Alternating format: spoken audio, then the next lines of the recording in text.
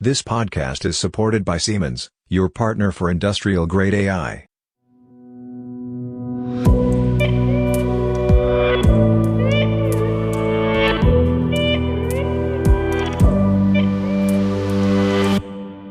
Hello everybody and welcome to a new episode of our Industrial AI podcast. My name is Robert Weber and I have the honor to talk to Peter Sieber. Good morning, Robert. How are you? Good morning, Peter.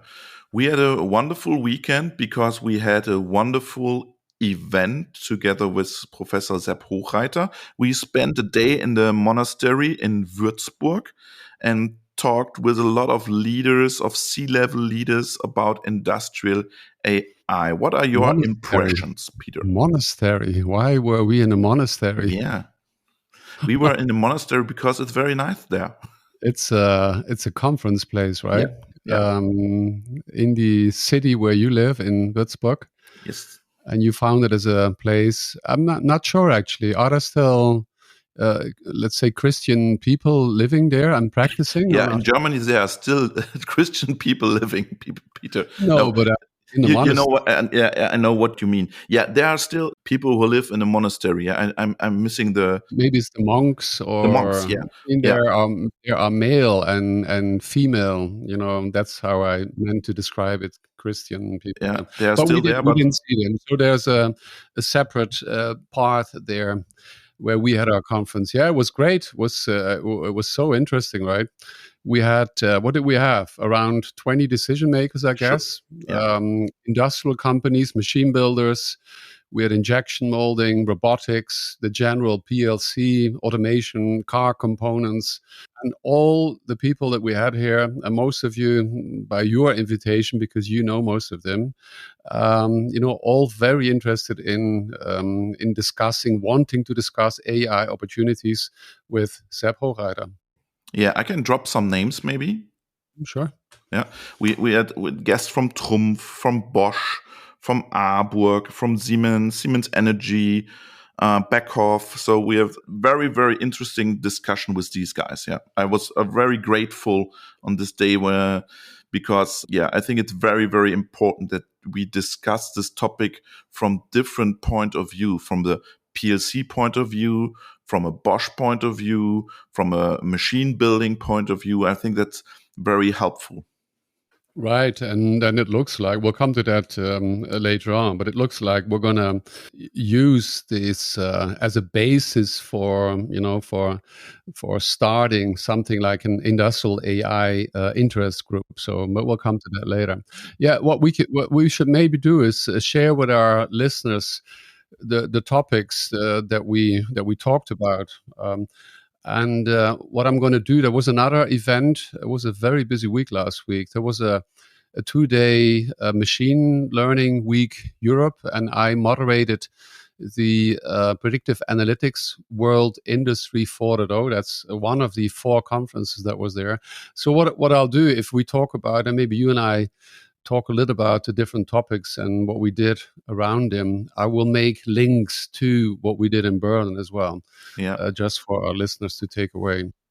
So one topic was that the guys wanted to know how big models or foundation models are working or work, and which role foundation models like Gato play for smart machines or industrial application. I think that was very interesting because also Sepp talked a lot about the foundation models, the big models, and how to use these models. The people were very interested in this topic. Yeah, it's the thing that we discussed with him before already.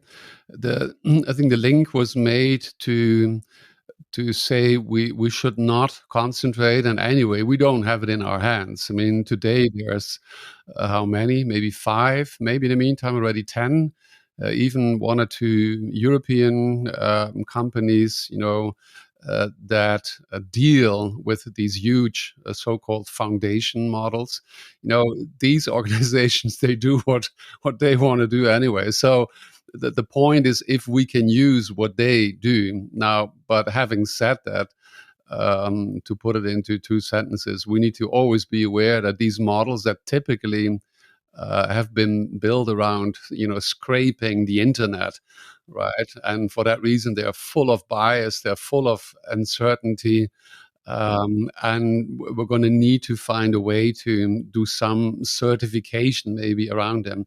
And then the discussion was we need, in addition to the foundation models, we need smarter models. So I believe that is work that Sepp is putting effort into as well. Yeah, and Sepp also spoke about the uncertainty, and this is a topic for the science to go into these foundation models and to solve this uncertainty for companies. I think that was very interesting because that's a new focus for scientists in industrial AI. The other was new business models, of course, with machine learning models, a topic we discussed with Fabian Bause from Beckhoff, who was there as well. At the Poor Industry 4.0 in Berlin, we had many presentations. They were including the topic of, what can we now do with data? That's a conference for data scientists. We had, for example, Oliver Bracht. We had Oliver in our podcast. That's already a year or two ago from IOTA. And he was talking about Trumpf, about their paper part facilitated by data and data science. And, Trumpf was with us in the monastery as well. Yeah, and Sepp was very impressed by the Trumpf approach, I think, because he always tells the people, get in contact with your customers, stay in contact with your customers, learn from your customer. And he compares it to Facebook or to Meta and Google, or Amazon. They always have the direct contact to the customer. And in the machine building industry or industrial environment, we do not keep this direct contact to our customer. And he was very impressed what Jens Ottnart from Trumpf presented and what he talked about. And I think there's something coming between Jens and Sepp, I think. Yeah. Okay, looking forward to it. Yeah, what Oliver mentioned, that was in Berlin, but just to make the picture there, that was very interesting, is that he was saying that Trumpf started with a vision. I don't know the exact year, but it was like almost something like almost 10 years ago. They had this vision to do something with data. And we know, some of the people at Trumpf still family owned, right?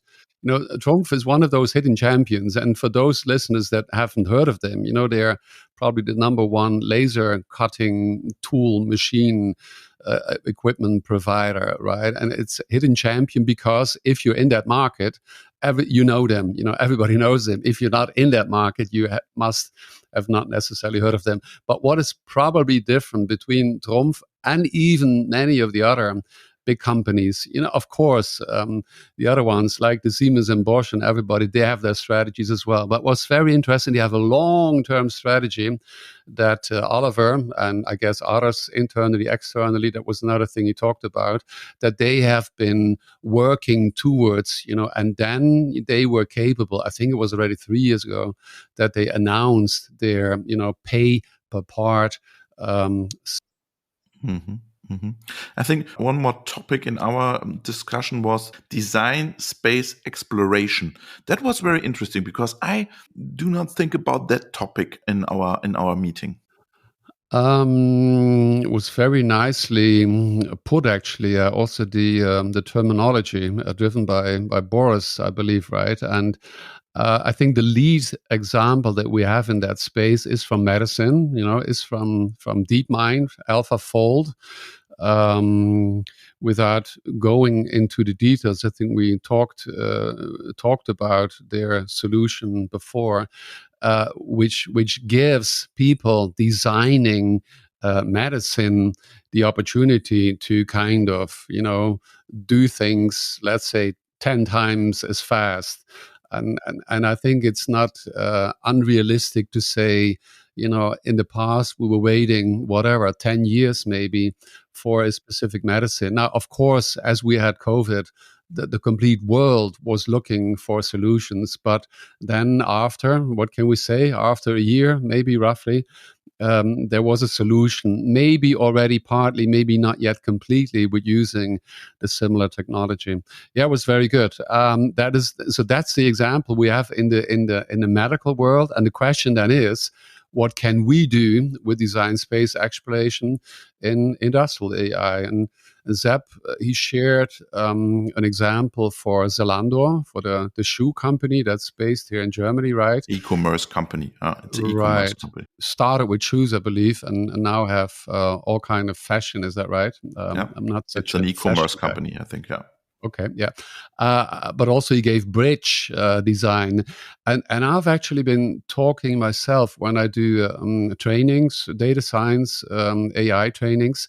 When I was studying and I finished my my computer aided architecture design at that time, we started with automating the design process, and that was divided between, on one hand, visualization. That's what I was concentrating on. At that time, they were wireframe models. You could look through them completely. It was such a real start. And on the other hand, they were my colleagues. They were more from the mass. They were doing the optimization, more the mass-based. Now, today, you combine the two in the design space exploration, but also in the generative design. So you you tell your typically reinforcement learning, I assume, algorithm, what it is that you're looking for. So you give the spec, your features, 1, 2, 3, 4, 5, square meters, size, color, etc. And then your algorithm will come up, number one, with both the visualization, and that the designs that you get, that they abide by the requirements list. And that's the interesting thing, right? I think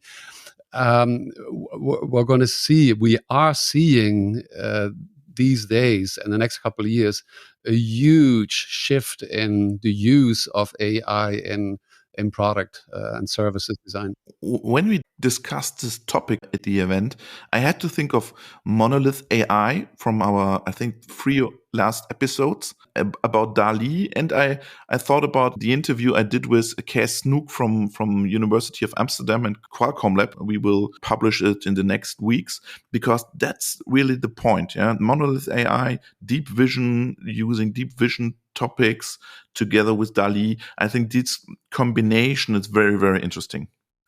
Is the because I haven't heard it yet, the one that you did with Kees from Amsterdam, I think isn't not about data literacy. So you're going to have an AI that is capable of skimming through millions of documents. In the case of Arborg, who was referring to your, oh no, that was the Cavalucci, right? It was Denis from Strasbourg, yeah. I'm mixing those two up. Sorry, I'll come to that one in a second. But you're perfectly right. It is that's exactly the example of Monolith there. Yeah. Design space exploration was one. So let's stick then with the one, maybe with the data literacy one. That was the other one that you had an interview with Professor Cavalucci the last week, I believe, and that was referred to by Arborg.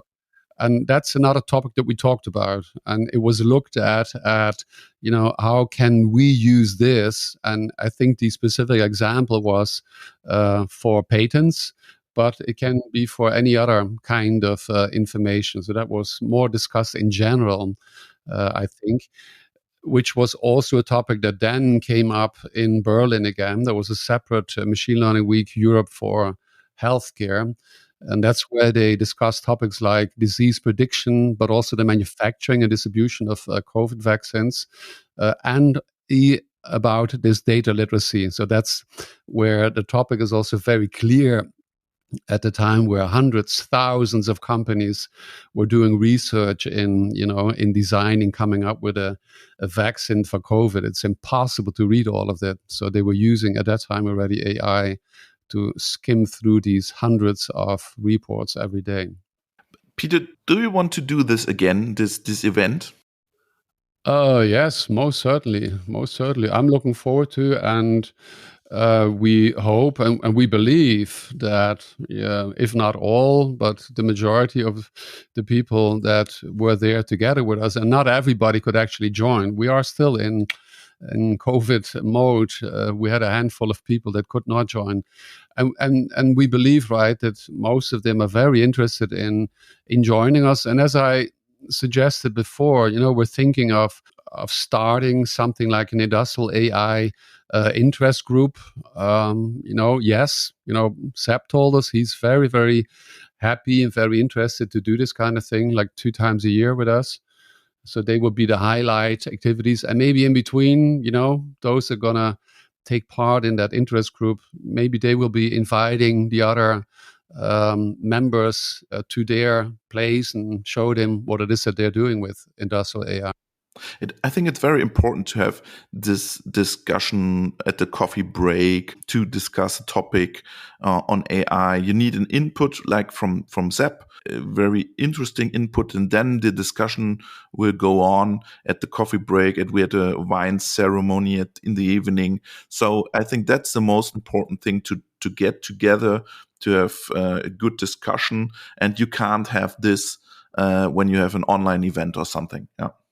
That was it was an amazing week from that perspective, for the Friday, seeing 20 persons together and exchanging ideas over coffee, and later on by a Franconian wine.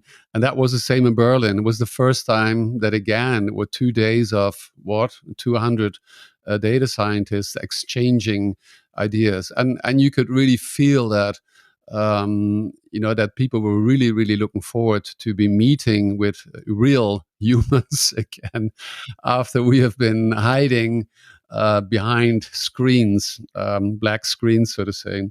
I think this was a great opportunity. There's a couple of other topics that we haven't, but maybe we'll discuss them some other time.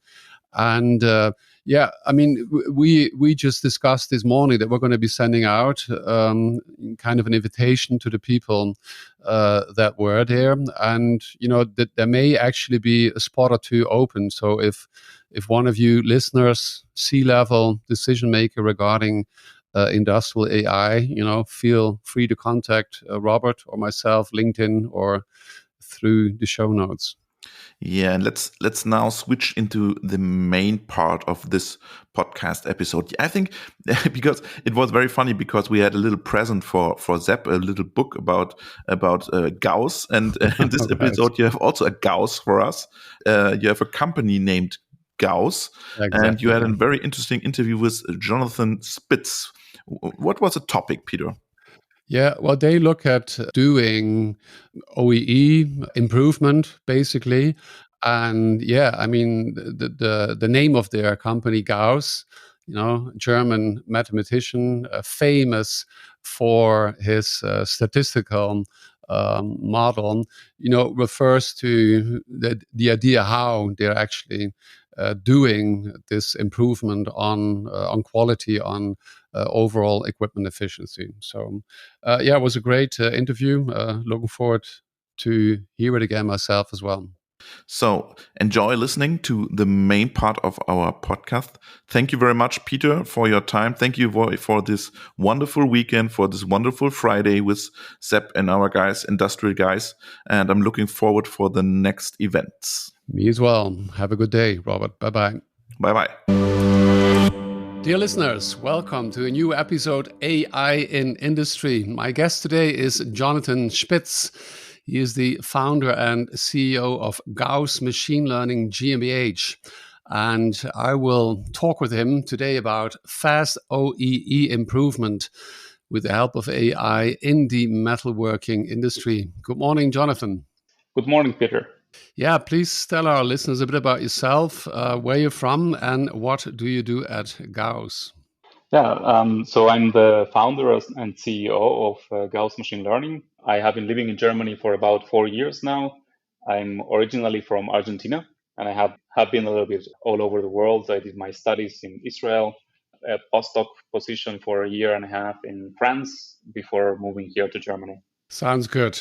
And your name, that does sound Spitz, German, is an original German name, or? Possibly, yes. That's still a mystery that I have to resolve. My Really?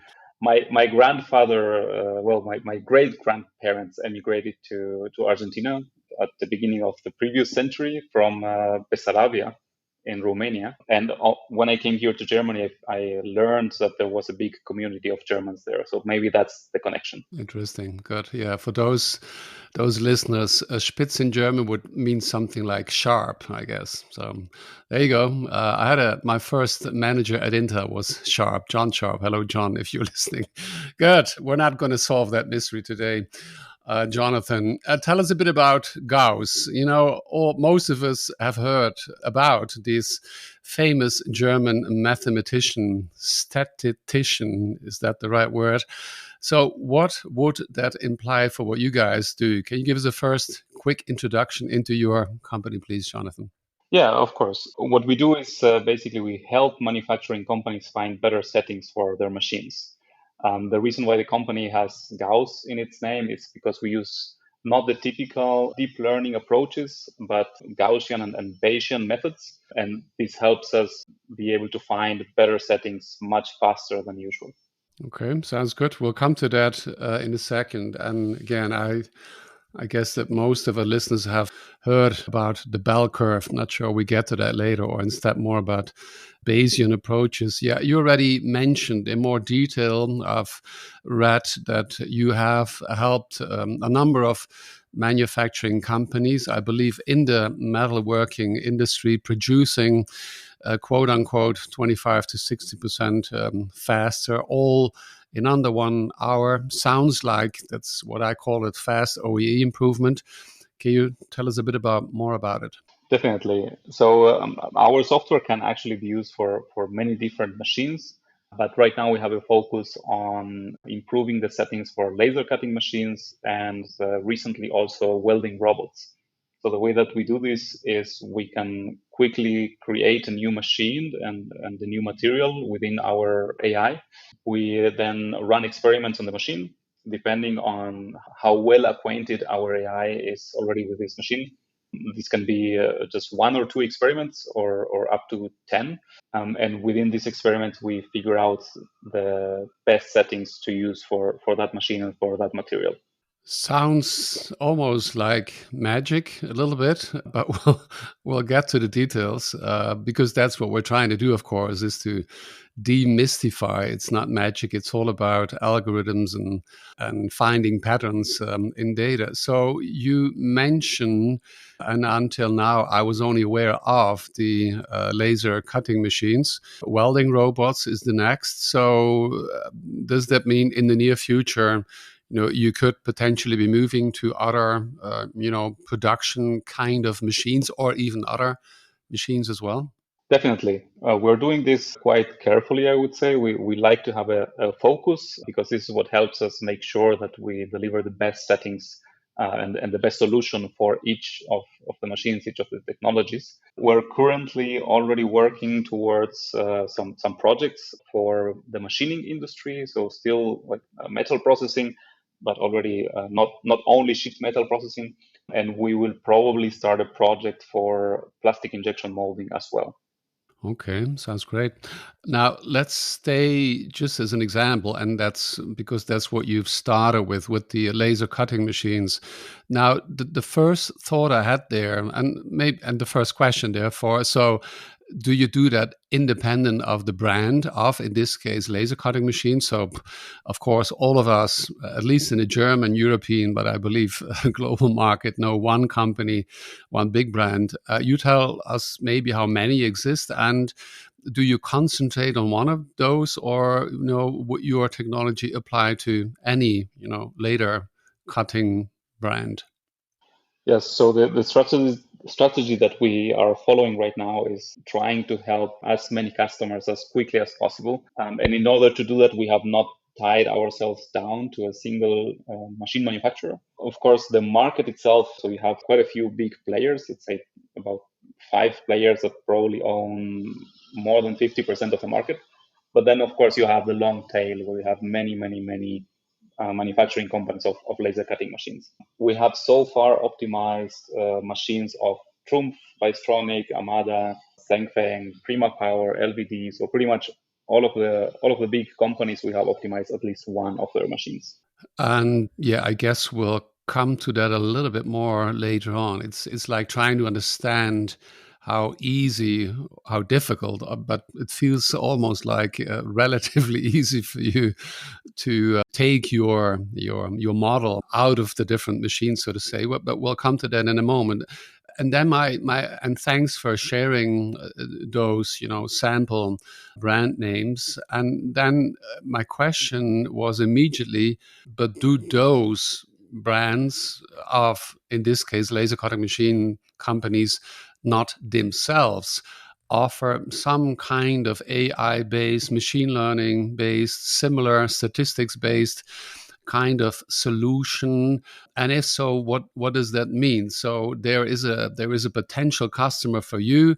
They have brand XYZ, which maybe the brand themselves offer something, but then you offer something as well. So is there like a competitive situation in that case, or how does it work? Yes, definitely. So we know, at least from Bystronic, they recently published a new feature for their machines where they can, say, actively look for better settings. The machine operator can actively look for better settings with the help of this software. We haven't seen this in other companies. Of course, each of the big players, they have their own AI research center, and they're probably developing similar things. So far, what we have seen is that with every machine that we have optimized, when they're using the default settings that are recommended by the machine manufacturer, they really have a lot of room for improvement. Yeah. So would that possibly mean that, some of these brands are going to say, oh, look at what those guys are doing, we should be doing the same. And other companies will say, okay, obviously those guys have, certain knowledge that we do not have. So maybe we want to buy their knowledge. We get to that in the end. I mean, if whatever your company's approach is, or could it be that your technology would end up under, the hood of a certain brand of laser cutting or other machines? Definitely. When you're a small startup, you have to learn how to run between the legs of the giants. And so we see, of course, some benefits of being small is that you can be agile and you can be close to the clients and really understand what they want. That gives us some advantage. And the other thing that we have noticed is that most machine manufacturers, their core competence is in manufacturing the machine, and they're not like digital or AI companies. So that gives us another advantage. But definitely, we would be happy to work together with most of the manufacturing companies. We're currently already working with one of them to integrate our software integrate our AI component into their software. Okay, I'm sure that many of them are listening to this podcast. So let's see if they're going to contact you. We'll get to the details of how to contact you later on. Running between the legs of what did I write it down? Say it again, please. Running between the legs of giants. Of a giant, yeah, I wrote it down, but I couldn't read my own handwriting. That's a very nice saying. I haven't heard that before. Another claim is where you talk about the, effective digitization doesn't have to be expensive, time-consuming, and data-hungry. So, fast, we talked about ROI maybe as well, or we get to that in a moment again, but we've already learned that the way that you deal for your clients goes rather in minutes than in months, maybe, or hours than in months. But the third part of the claim is like that you talk about fewer rather than lots of data. Can you talk a bit about that? Yeah, we actually, for one of the talks that I was invited to give, I prepared a slide where I really wanted to show what small data means compared to the normal approaches. So usually you have to create a digital twin of a machine. Most of our competitors, they gather hours or weeks of data from sensors of the machine, etc. So they usually end up with a data set that is in the gigabytes of data. In our case, it's not gigabytes and it's not megabytes and it's probably not even kilobytes. For this slide that I prepared, I showed one example of an optimization that we did a few months ago, where we found settings to cut with the machine 60% faster. And all the data that we needed was actually just 120 numbers.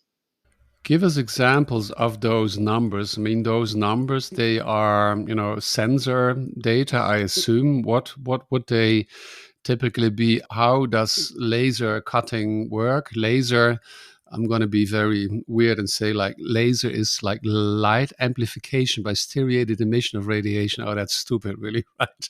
For whatever reason, I have that wonderful acronym in my brain. But really, you tell us, what is the environment of a laser? So what are typical variables then that make up these, 120 variables? Yeah, so you would be surprised actually at how unscientific the whole process of optimizing the machine is. Really? So when we run the first optimizations, the first kind of proof of technology, that we did this together with some of the machine manufacturers, and there it was quite a scientific process. So they have the machines, but they also have all the equipment, mechanical measuring devices, digital mechanical devices, microscopes, etc., to actually test how well the machine worked when cutting a given metal. When we go to the customers, it's usually just the machine operator and usually not even a mechanical tool to test how well the cut worked. The way that this works is they get a setting suggestion from our AI that they can just read on a tablet screen or a laptop. They copy those settings into the machine to try making a cut with those settings. And then when the part comes out, they just grab the part, they have a look at it, and they say, so in Germany that's the Schulnoten system, but let's say it would be like 0 to 5 stars. The quality of this cut is a 4. This is pretty good. Or this is acceptable. This is a 3. And this is the kind of data that our AI gets. For laser cutting machines, usually that's like the only data point, only feedback that we get is like the quality of the part. This is usually connected to the burr height, kind of how much residue is left on the underside of the cut. And our AI is able to kind of come to terms with this very subjective data and basically understand what's the connection between the machine settings and how well the machine is working. Right. And in the Dutch system where I was raised, it would mean it goes towards an 8 or a 9, which is maybe difficult to understand for people who come out of other cultures. But give us 1, 2, 3 examples. What are those variables in the world of laser cutting? So I think of, there's a gas, I believe, right? There's a nozzle, there's a distance. Give us some of those variables so we can get a feeling for, what they are. So there are definitely quite a few machine settings that the machine operator can optimize. Most machine operators don't try to optimize all the settings of the machine, but they focus on a few settings. This is usually at least the cutting speed and can be the focus position, so where the laser is focused on the material. It can be the gas pressure, depending on which material you want to cut. You have materials of different types and different thicknesses. You might also want to play with the power of the laser, kind of not use the 100% of the laser power, but use less. Yeah, you can, of course, take the nozzles and increase or reduce the distance between the nozzle and the sheet metal. So there are quite a few settings that you can play around with. Very good. I would have thought anyway, actually, that the machine operator would not, because it sounds very much like the way that you're describing is like the early age data scientist of, let's say, 20 years ago, who would have, all these, points to change, right? And which is we're taking out towards AutoML or whatever. But sounds very much similar. I would have expected today's machines almost to a lot more automatically and with the help of your technology to recognize what needs to be done. But so to at least strongly support your approach, and you may have heard it before, but Robert and I, since the beginning, 3-4 years ago, we've been talking about small data, not really instead of, but very strongly so, I must say, because the story of big data, I've never really believed in. Wherever there is big data, there is big data, full stop. That's perfectly fine. Now, if you always need the big data, it's another story, similar to what you say.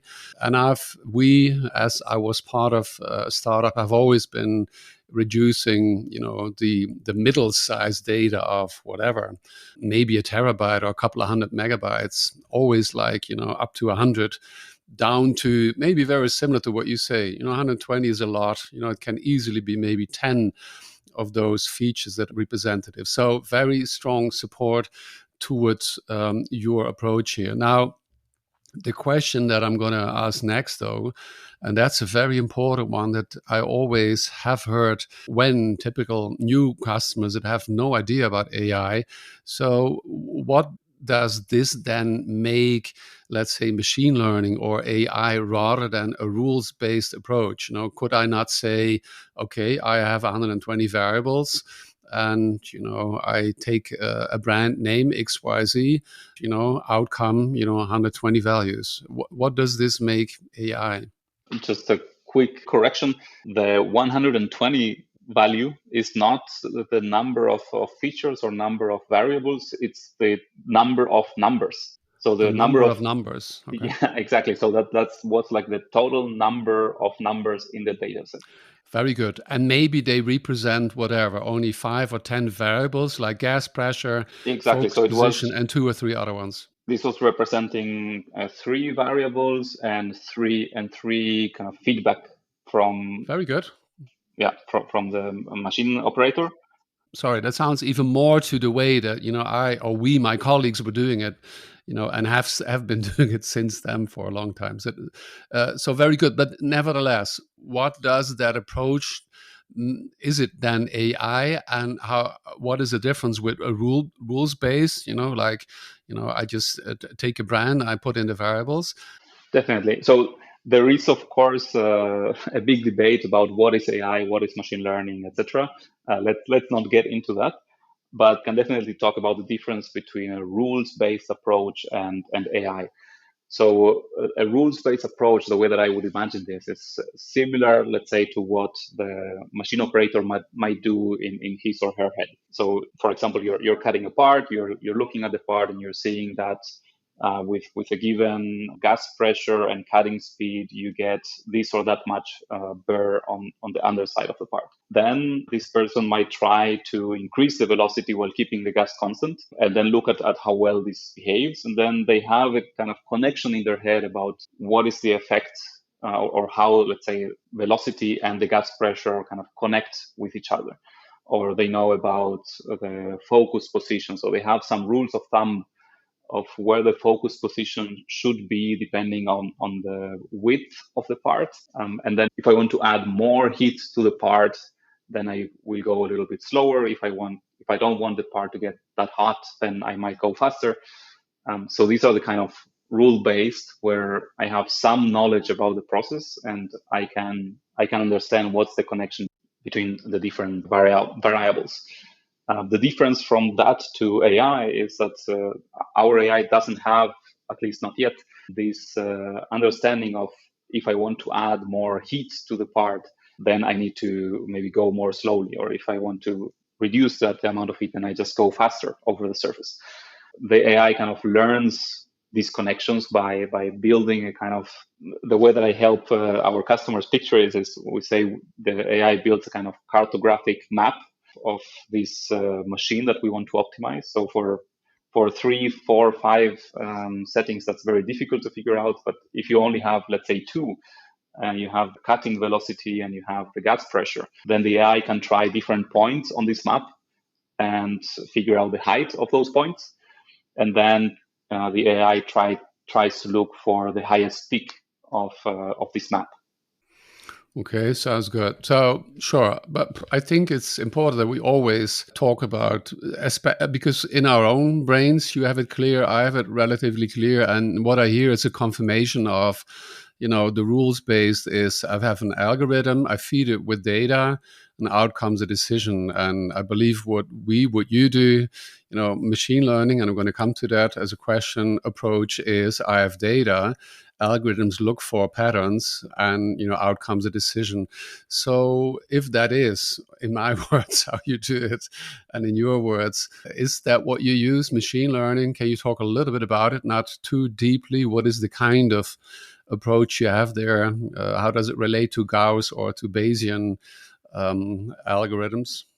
Yeah, so what we're using is, I would say, very advanced version of Bayesian optimization, where Bayesian optimization is kind of an advanced version of design of experiments. The whole idea is that you run experiments on the machine to start to understand this connection between the settings of the machine and how well they perform.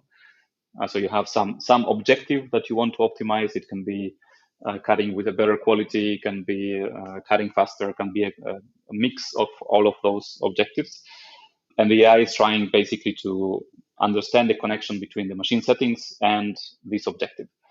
For Bayesian optimization, you build Gaussian process model or Bayesian model. That the difference between this and the usual neural network models is that it's not only outputting a prediction for each settings that you put in, but it gives you the expectation. So how large, for example, how good the quality, how good the model expects the quality to be for given settings, but also how uncertain the model is about this prediction. And that also gives kind of the baseline on what Bayes is about, right? If you can say 1-2 words maybe on that for those listeners that do not know the details. Also in combination, maybe you can, we're talking about, statistics and how they are still the baseline for all of our AI base. So Bayes was a priest, 1780, I believe, and in my words, but please correct, in the end is Bayes about the probability. You talk about the expectation for, B happening in case that that A is available. How would you put it, just for those that do not know the details? Yeah, I think a relatively easy way to understand Bayesian optimization is that you're building this model that gives you an expectation and uncertainty. So when you ask the model for these settings, what can I expect? How good the quality should be? It won't just give you a number, but it will also give you whether or not it's certain about it. So when I ask the AI about a given point on this, let's say, 2D map, if it has seen something in close to this point where I'm asking, the AI will tell me, yeah, I expect this to be, the quality here to be this or that good. And I'm pretty sure about this prediction. And if I'm asking the AI about some point that where we haven't explored this area of the settings at all, then the AI will say, I don't know, this could be really good or this could be really bad. And this is really what's guiding the AI in how to decide where to try on the machine. So where it hasn't seen anything, then the AI might decide to explore. And sometimes the AI tries things that the machine operator would never think about trying, sometimes with very good results. And sometimes the AI goes towards things that it has already experienced, let's say, because it knows that in this direction, there are good settings to be found. Good. What I recall Bayes is like, I look outside, it looks blue sky. The chance that when I walk outside, it's warm is very high. If I look out, I think I've heard towards the end of the weekend, I look out, it's very, very dark. The chance that it's going to be cold is higher. But I'm not the specialist. I'm not a mathematician or a statistician. So in case this should not be correct, I'll hear from you. So do you offer like a off the shelf solution? Do you need to go to your customer and, as we're talking, data, do they first need to give you like whatever 3 months, 6 months worth of data before you can help them? So the way that we do it is initially we were going to the customer because we wanted to be next to the machine and get this experience. Of course, that's not very scalable. If every time that I want to optimize the machine, I have to travel for a few hours. So we moved to doing these optimizations remotely. And we don't even need to be behind the wheel each time. One of our customers, we optimized the machine with them once with a machine operator. The machine operator got the idea, then he got access to our software, and he ran 25 more optimizations very successfully, all on his own. Okay, so again, do you need from each specific customer data from the past, whatever, 3 months that they have been running? Or is that as soon as you have the data from one brand, from one, complete line of the brand, can you use that for any of that brand machines in the world?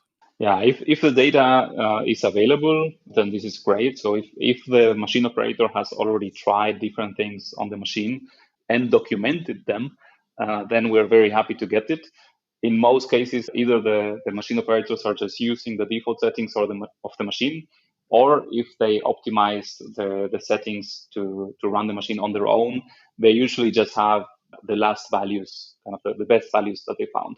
So usually there isn't any data available for us, but we also don't really need it for most of the optimizations that we have run, where we kind of demonstrate the software to potential clients.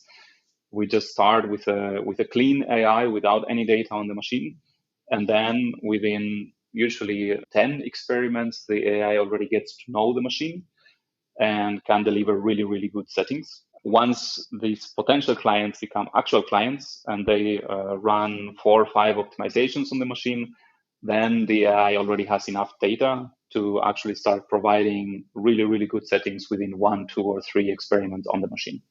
Okay, good. So you don't come with past data, you run it from actual data while you're optimizing.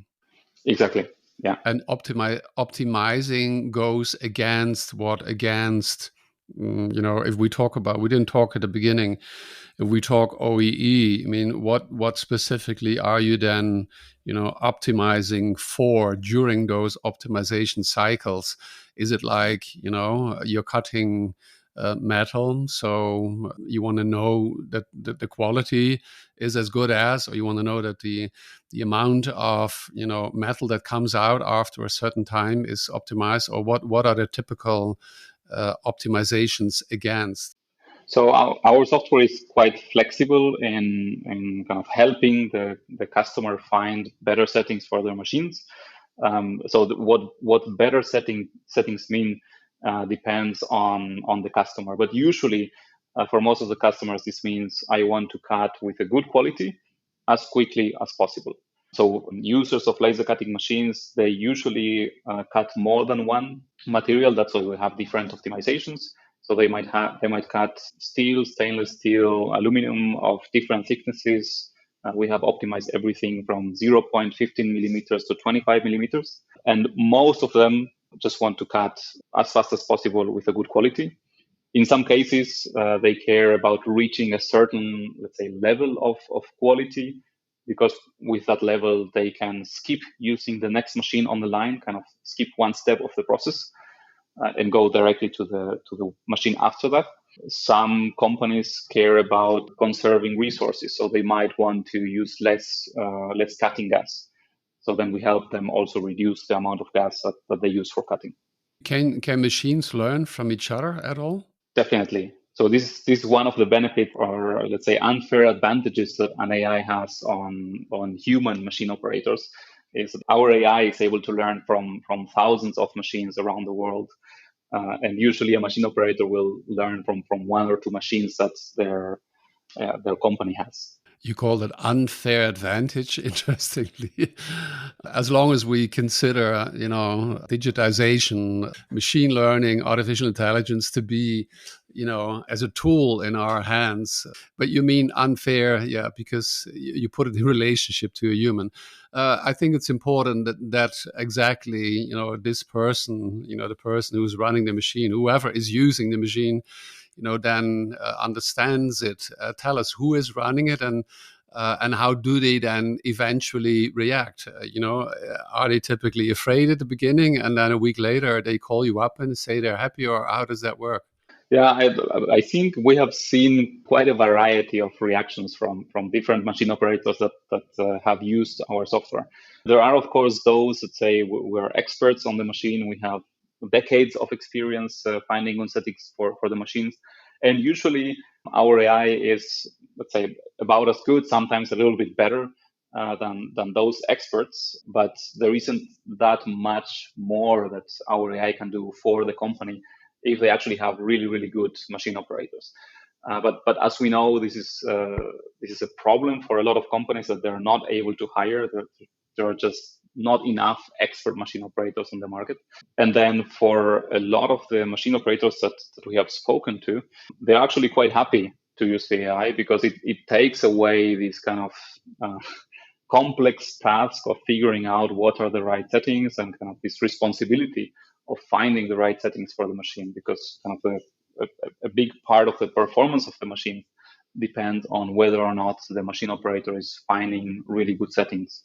Right. So it gives them an additional tool and they feel a lot more powerful, so to speak. That sounds good. I think that's great. I mean, in a country like where we are calling from, we'll get to that in a moment as far as your company is concerned. But, in Germany, it's very, very difficult to find, the right humans doing the right job, right? So there's Another interesting point for this interaction with the machine operators is we have seen, similar to what happened with AlphaGo and like expert Go players, that they started learning new ways of playing Go by looking at what the AI was doing.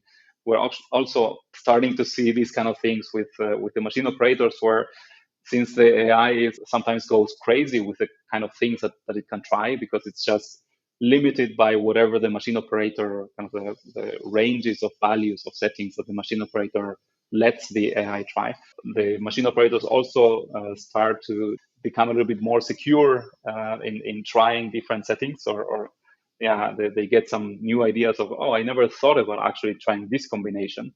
And then they can kind of continue exploring around the settings that the AI already found. That's very interesting. You make that reference to AlphaGo. Yeah, I've been writing about it for the last couple of weeks and play a bit of chess. And I know that in the world of chess, but also in the world of Go, yeah, the reference you make that, as you say, the players, start looking more and more towards the AI and not in a, as you say, not in a, oh shit, that was it for humankind. No, not at all. Let's look at what we can learn, and then you see, let's say chess players play certain moves that have not been played in the past until the AI came out with it. So where does your solution run? On an SBS, on a notebook, tablet? Yeah, the very first versions, they were running on my laptop, but for a while we have already kind of uploaded or deployed it to the cloud. So this is now accessible for any client as long as they have a browser-enabled device. This can be a laptop, tablet, or even the machine itself. They can get access to the web interface of our AI. Now, not everybody likes that, or I mean, do they still think, oh, can you not please give me something to run on whatever, my SPS or I assume in every laser cutting and other machines, there's some kind of, processing unit inside that they would like to run it on, or? Yes, there are some companies that have these kind of concerns where they want to have an on-premise solution. But really, lately we stopped kind of hearing about these concerns. I'm not really sure if we changed something in our messaging or it kind of just went away. But we used to hear these issues of we're not sure about using a cloud solution, or we're not sure about the AI kind of getting our data and our know-how. And then at some point it kind of disappeared, and I guess people kind of figured out that this is the way of the future, started adapting to it. Yeah, and I've always been very careful for many, many years that I felt like guilty of sharing with our listeners. But I guess it's a combination. Yeah, I assume so. There's still going to be certain companies, those that know exactly what they're doing, that maybe are still a bit careful. But you can then always still consider, solutions like federated learning, right? If you ever still run into it in the near future. So I think you did tell us a little bit about your Bayesian, Gaussian, Bayesian optimization, Gaussian approach. What about your development environment for those listeners interested in that? Can you tell us a bit about that? Was that you just mentioned on your laptop? What were the kind of tools for building your solution? Yeah, so there is of course a pretty big stack, and as a founder of a startup, you need to be able to wear different hats and know different technologies. I cannot say that what we're using now is what we will continue using in the future as we scale, but just like my development environment, I personally like Visual Studio Code. Kind of been stuck with it for a few years now already. We use a lot of Python for the development. We use some open source libraries as well. And then for deployment, right now we're using DigitalOcean just because it's very easy to get started with small service. We might move to one of the big ones once we start to scale. Very good. And finally, I thought I was looking on your website and I saw that you're a Umati partner. Can you tell us a little bit about that? If you're using whatever, OPCUA or what that means?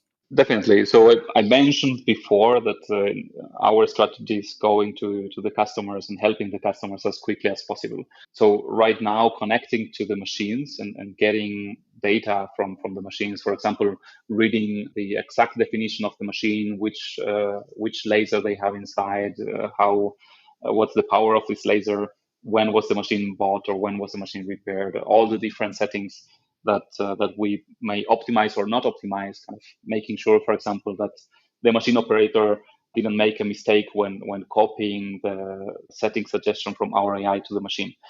All of these things, we could do it more easily if we had access to the machine. But of course, each machine has a different connection, different language, different way that they might share, or in some cases, they don't want to share this data. So one of the things that we really loved about this Umati initiative is that it would allow us to talk to all of these different machines from different manufacturers using one language, one specification. This would, of course, make it much, much more easily for us as a startup and for many other startups to be able to work with different machines. Yeah, the president of the OPC Foundation, Stefan Hoppe, would call it an architecture. I just saw it because, yes, I do a podcast. Robert and I do a podcast with Stefan for the OPC. And actually, he did an interview with me. Normally, I do the other way around. But because I'm the guy who knows a little bit about AI. And yes, I am very, very impressed. And I would say if you have, I typically have been saying if you have 12 months. In your case, I would say if you have 12 days or if you have 12 hours, I don't know. But whatever, let's stick with the, other solutions, which may be a small, POC takes 12 weeks.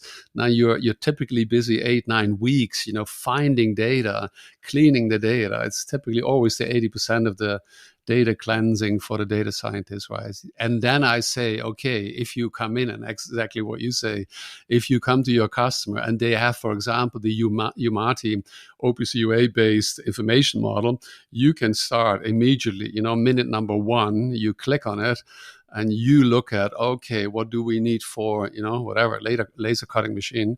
And you can almost start like that. So I've said like it's, OPCUA allows for a flying start into data science. So let's come to a close here and tell us a little bit more about your company, your team. Is it just you, somebody else? Where are you? Are you looking for colleagues? If so, do they need to bring specific qualifications? So most of what has happened with Gauss ML has been pushed by me.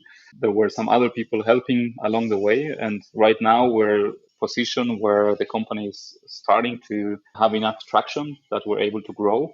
So we are now starting to look for a chief sales officer and a chief technology officer to both expand our sales and our technology. Yeah, what I can say about Gauss ML is where we stand now is probably very different from where we're going to be in a couple of years. Right now, we don't have really, as I said, a direct connection to the machine. That is part of our strategy to be able to work with many different machines. But we definitely want to start connecting more and more with the machine. I recently saw a very nice slide on a keynote presentation about kind of the evolution of technology, and you had a broom, a vacuum cleaner, and a Roomba, where you had kind of the manual work, kind of automatic work where the vacuum cleaner helps you do the job, and then the autonomous work where you basically don't have to do the job anymore. Because the Roomba takes care of it. And this is a little bit how we see the technology these days. So you have the manual work of the machine operator setting up the machine. We're kind of automating it a little bit with our solution optimizer already, because we help the machine operator do this job in a much easier way. And in the future, we see this kind of autonomous capabilities where our AI has already learned how these different technologies, different processes work. And we can create possibilities that today are just not available. For example, when doing laser cutting, when you cut a really large sheet of metal, when you start cutting, you might, this piece of metal will be cold, but as you cut more and more pieces on this metal, it starts to get warm. And then maybe by the time you reach the end of the sheet, the settings that you were using at the beginning are already not working as well as they were in the beginning. And being able to change these settings on the fly, depending on the temperature of the metal, is something that is not available nowadays, but would be something that our AI would definitely be able to do once we are connected to the machine. Good. You kind of implicitly answered, you still can, in addition, if you want to, also my question that was going to be about, how do you see the status of AI in industry in Germany, Europe, relative to, say, USA, China, and how is that going to change in 5-10 years? So one thing you say is going to move towards more autonomous solutions. I would agree. And as far as that, I always say only the human is autonomous. All others are, let's say, maybe fully automated, but not more than that. So what I'm saying is, like, for me, it's still important that still a human pushes a button somewhere before autonomous solutions will start. But you want to add something there as a close statement? Yeah, what I can say is we definitely see the factory becoming more and more autonomous, kind of more and more machine and fewer operators as we move forward. That's why we're already kind of positioning ourselves and thinking about how our AI will work when we're not getting this kind of subjective feedback from the operator, and we're building it so it's possible to connect different kinds of feedback, also kind of using an API where you can just connect, for example, other sensors of the machine to provide feedback to our AI. So we definitely see this moving towards kind of smart factory or smart factory of the future, where our AI will be a kind of smart component in making decisions for how the machine should be running, and kind of getting less and less input from the machine operators. Very good. Jonathan, thank you very much. Listeners that want to get in touch with you after having heard this wonderful approach that you have, they can contact you best on LinkedIn, Jonathan Spitz, Jonathan with T-H-A-N, and Spitz, the German way, S-P-I-T-Z. Otherwise, if you, dear listeners, have any questions or comments, you can always contact Robert at kipodcast.de. Sounds a bit weird. It's the German email, or myself. You can contact me, Peter Seeberg. That's all E's, Peter, and Seeberg, S-E-E-B-E-R-G, at LinkedIn as well. Yeah, I'm very glad that you've stayed with us so far, and looking forward to have you with us again next time. Jonathan, thank you very much, and have a great day. Thank you, Peter. You too.